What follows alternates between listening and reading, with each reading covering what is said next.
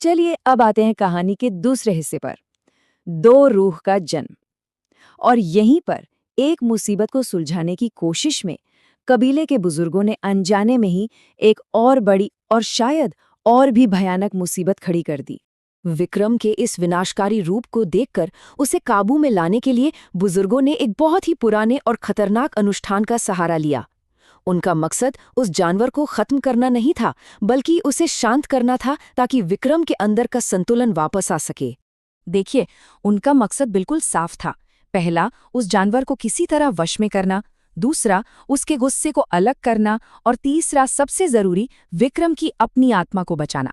मगर वो अनुष्ठान जैसा सोचा था वैसा हुआ नहीं। वो बुरी तरह से फेल हो गया। विक्रम की आत्मा को जोड़ने के बजाय उस अनुष्ठान ने उसे तोड़ दिया, हमेशा के लिए। और उस टूटी हुई आत्मा से दो शरीर निकले।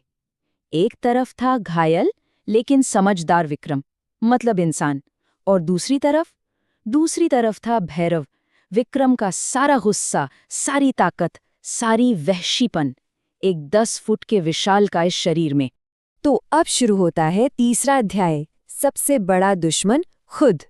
यहाँ से एक नई लड़ाई शुरू होती है, एक ऐसी लड़ाई जो अपने ही खिलाफ है, जहाँ एक ही रूह के दो हिस्से एक दूसरे के खून के प्यासे हो जाते हैं। विक्रम का मानना था कि इंसानियत कमजोरी नहीं है, असली ताकत तो काबू रखने में है, बेगुनाहों की रक्षा करने में है। उसके बिना हम सिर्फ जानवर हैं, राक्षस हैं। और भैरव? ठीक इसके उलट, उसके लिए इंसानियत ही तो असली कमजोरी थी, एक बीमारी जिसे जड़ से उखाड़ फेंकना जरूरी था। जंगल को बचाने का एक ही रास्ता था, क्रूर ताकत और हर बाहरी को खत्म कर दो। तो ये सिर्फ सोच का फर्क नहीं था, ये एक असली जंग थी जो हर रोज लड़ी जाती थी।